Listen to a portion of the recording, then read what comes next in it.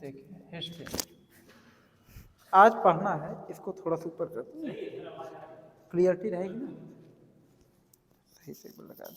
आज पढ़ना क्या है, आज हम लोग पढ़ेंगे जर्मनी का नाजीवाद। क्या पढ़ेंगे? जर्मनी का आज पढ़ेंगे नाजीवाद, ठीक ना। तो लिख देते हैं जर्मनी का नाजीवाद। लाइट कट गया। जर्मनी का नाजीवाद, जर्मनी का नाजीवाद आज यही पढ़ना है, ठीक। तो ध्यान समझ, देखिए उसमें क्लियर दिख रहा है कि नहीं, ये सर इनको जो लिखा जा रहा है जर्मनी का नाजीवाद। देखिए क्या था, अब जैसे समझिए, देखिए फर्स्ट वर्ल्ड वार कब हुआ था? 1914 से स्टार्ट और 1918 तक खत्म हुआ। आपको पता है जो फर्स्ट वर्ल्ड वार हुआ था, फर्स्ट वर्ल्ड वार में जर्मनी की हार हुई। जब जर्मनी हारा तो उससे फ्रांस के पेरिस में वर्साई की संधि कराया गया। वर्साई की संधि, वर्साई की संधि में इतना उस पर इतना लोड दे दिया गया, उस पर इतना जुर्माना ठोक दिया गया कि तुमको इतना इतना इतना 1000 करोड़ रुपए तुमको देना पड़ेगा, इतने सेना तुम नहीं रख सकते, कभी भी तुम न्यूक्लियर वेपन, परमाणु बम ये सब नहीं बना सकते, ठीक। यानी कि तुम कभी भी बायोलॉजिकल या घातक अस्त्र नहीं रख सकते, ठीक ना। मतलब उसको एक प्रकार से इतना तंग किया गया जर्मनी को कि बाद में आगे चल करके वही रूप आगे चलकर लिया सेकेंड वर्ल्ड वार, ठीक। तो उसके बाद देखिए जर्मनी पर जब इतना जर्मनी के ऊपर इतना कर्ज थोप दिया गया, ठीक ना, तो जर्मनी सोच रहा था कोई ऐसा नायक आए जो इस कर्ज से हमें मुक्ति दिलाए। जर्मनी में से कोई ऐसा नायक उभर करके आए जो इस कर्ज से मुक्ति दिलाए।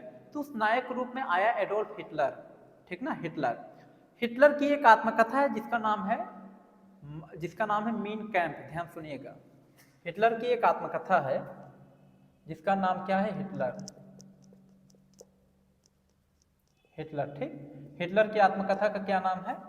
Mean camp, mean camp. इसका हिंदी में नाम है बच्चों मेरा संघर्ष।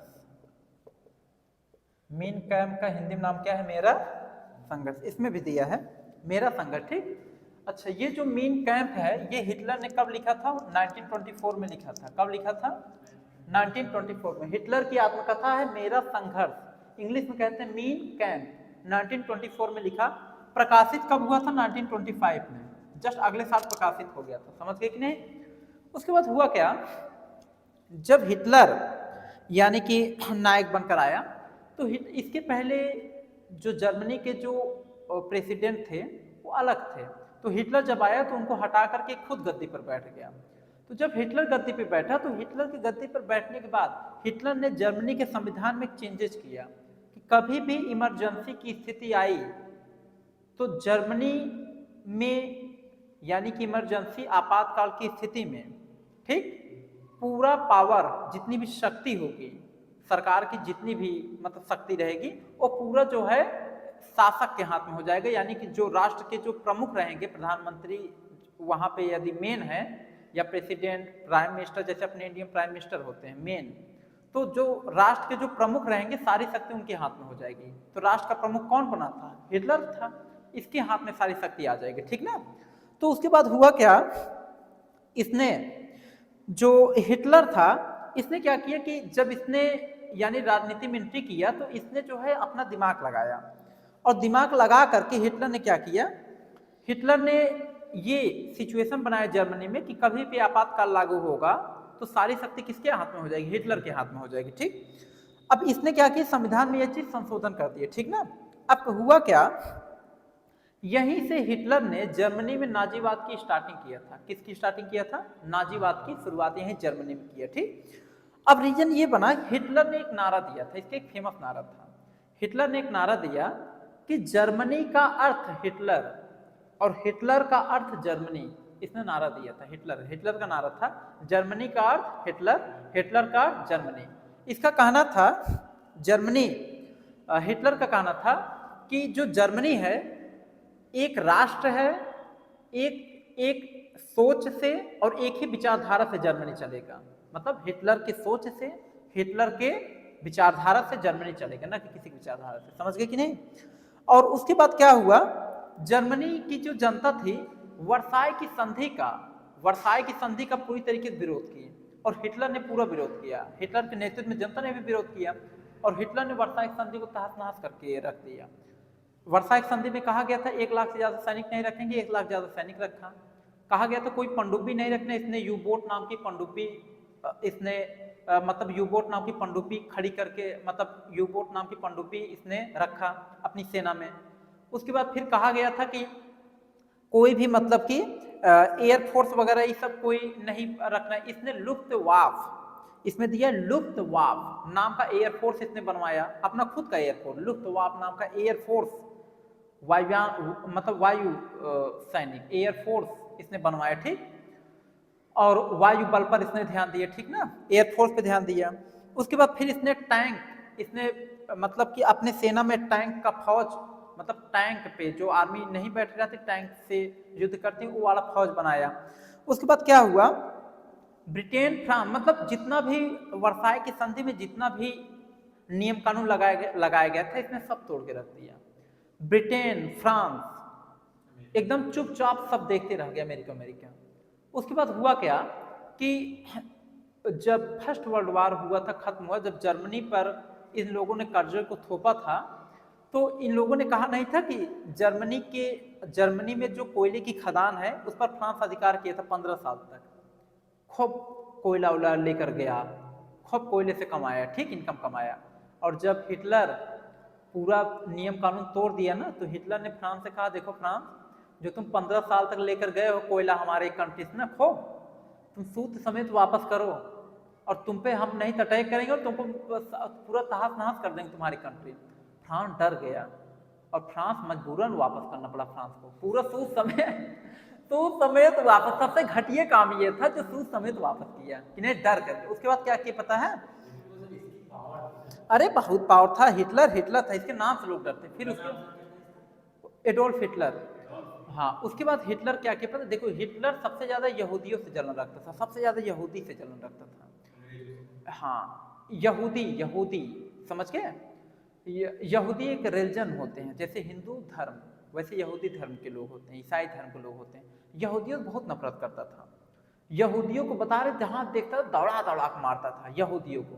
एक बार क्या हुआ था, कम से कम 100-150 यहूदी को एक छोटे से कमरे में बंद करवा दिया था, और उसे जहाज छोड़वा दिया, सांस फूल फूल के सब मर गए थे, इतना क्रूर था। यहूदी बहुत ईर्ष्या करता था ये, समझ गए कि नहीं। हुआ क्या उसके बाद, इसमें हिटलर ने क्या किया, हिटलर ने फ्रांस को जो है चारों तरफ से घेर लिया, हिटलर ने फ्रांस को चारों तरफ से घेर लिया, और घेर करके हिटलर ने जो है फ्रांस पर अटैक कर दिया, ठीक, फ्रांस पे क्या किया, अटैक कर दिया। उसके बाद क्या हुआ कि जब हिटलर फ्रांस पे अटैक किया, तो हिटलर मतलब जब जर्मनी फ्रांस पे अटैक किया, तो फ्रांस को बचाने के लिए इंग्लैंड आया। कौन आया, इंग्लैंड। फ्रांस को इसने तहस नहस करके रख दिया हिटलर ने, और इसको बचाने के लिए कौन आया, इंग्लैंड आया। जब इंग्लैंड आया तो देखा हिटलर इंग्लैंड आया बचाने के लिए, कहा ठीक है।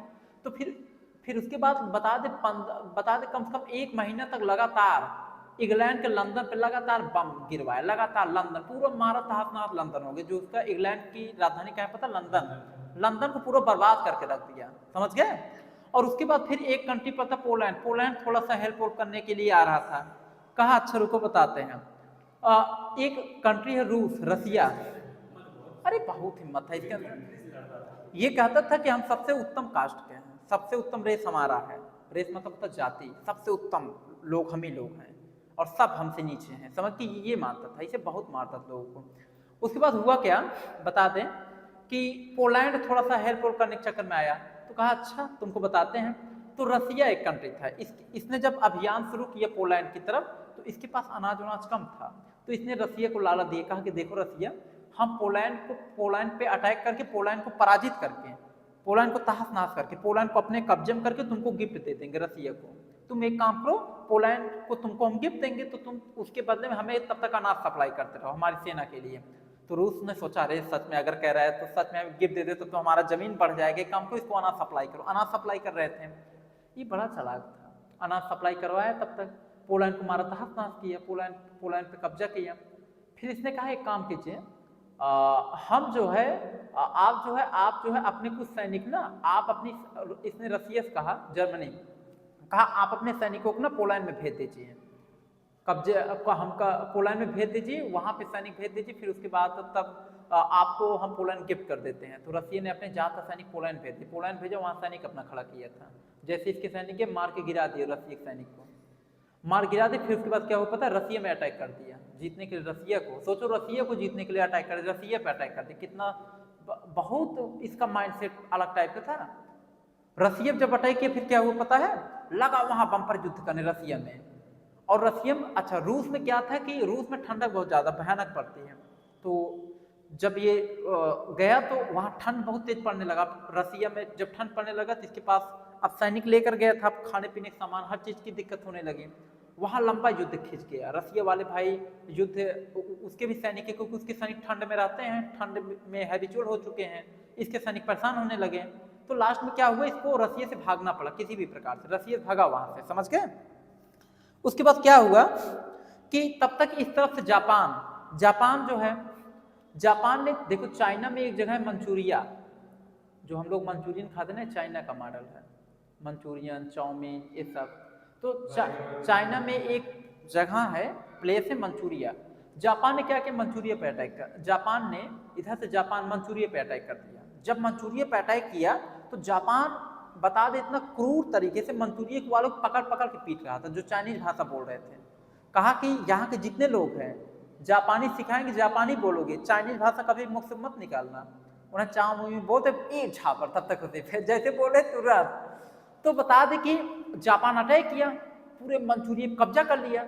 जापान ने मंचूरिया पर कब्जा किया ही, उसके साथ साथ इंडोनेशिया, अंडमान निकोबार है जो भारत का देख रहे हो ना, अंडमान निकोबार, यू कब्जा किया था। भारत के अंडमान निकोबार, इंडोनेशिया, इन सब कंट्री को कब्जा कर लिए थे, जापान कब्जा किया था, समझ गए। वो तो बाद में सुभाष चंद्र बोस जब गए थे जापान से मिले थे, दोस्ती खान बढ़ाए थे, तो अंडमान निकोबार वही सुभाष चंद्र बोस को वापस लौटा दिया था, समझ गए, कब्जा कर लिया था। उसके बाद क्या हुआ, अब चाइना एकदम पूरी तरह मजबूरी में फंस गया, ठीक।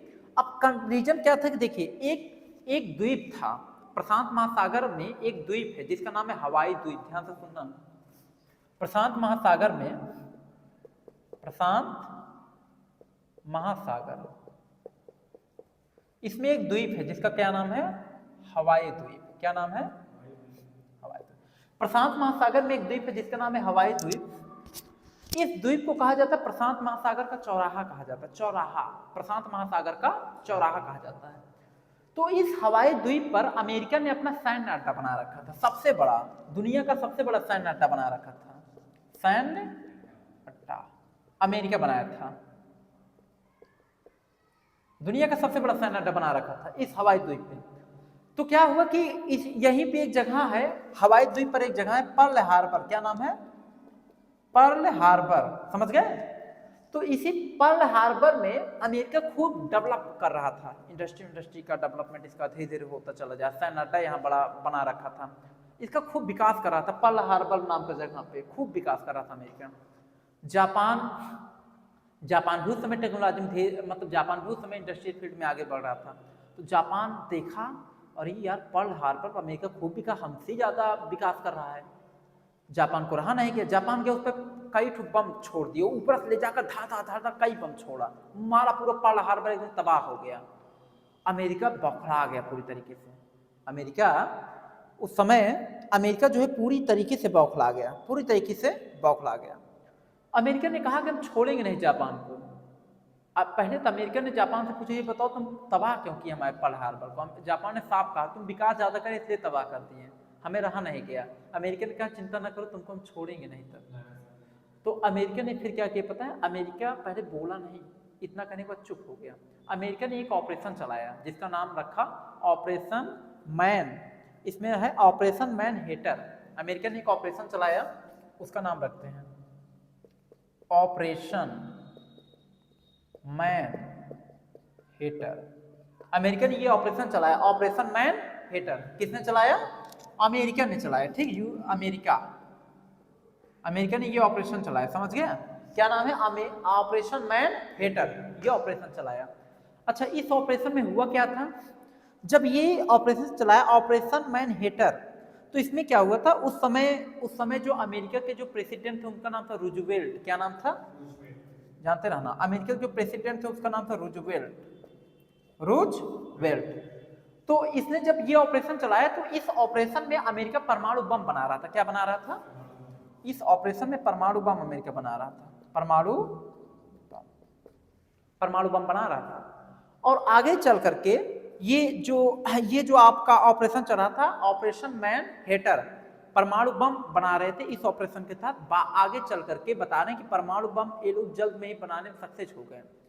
फिर जब परमाणु बम यानी कि जब ऑपरेशन मैनहट्टन जब सक्सेसफुल हो गया, ये कहा गया ऑपरेशन मैनहट्टन नाम रखा गया था, परमाणु बम बना रहे थे उसका नाम रखा गया था कि परमाणु बम। अब ऐसे थोड़ी कहीं परमाणु बम बना रहे हैं, तो मतलब एक ऑपरेशन रखे थे कि उस ऑपरेशन के तहत परमाणु बम बना रहे थे। तो परमाणु बम जब बन गया तो कहा गया कि ऑपरेशन मैनहट्टन सक्सेसफुल हो गया, ठीक। और जब सक्सेसफुल हो गया तब रूजवेल्ट ने क्या किया पता है? जापान के नागासाकी और हिरोशिमा पे, जापान के सबसे पहले हिरोशिमा पे, जापान के हिरोशिमा पे 6 अगस्त 1945 को पहला परमाणु बम अटैक किया था, पहला परमाणु बम अटैक। और फिर दूसरा उसके जस्ट तीसरे दिन 9 अगस्त 1945 को दूसरा नागासाकी पे अटैक किया। तो जानते रहा ना, यहाँ लिख देते हैं। हाँ, तो मतलब बता दे रहे हैं, समझते रहेगा, ठीक। हिरोशिमा पे कब अटैक किया था? 6 अगस्त 1945 को, और नागासाकी पर 9 अगस्त 1945 को परमाणु बम अटैक किया, समझ गए। और मारा पूरा एकदम जापान तबाह हो गया। और जब जापान तबाह हो गया पता है, जापान घुटने टेक दिया अमेरिका के सामने, घुटने तक टेक दिया। जापान ने कहा देखिए अब हमारी औकात नहीं रहेगी लड़ने भर की, मुझे छोड़ दीजिए, जिंदा रहने दीजिए। अमेरिका ने कहा चलो ठीक है, तुम कह रहे छोड़ देते हैं, लेकिन ये बताओ दोबारा ऐसी गलती कभी मत करना। कहा कभी नहीं करेंगे। तो सुनिए, तो अमेरिका ने कहा कि अब तुमको अपने यहाँ सेना रखने की जरूरत नहीं है, अब हमारी सेनाएं तुम्हारे यहाँ काम करेंगी।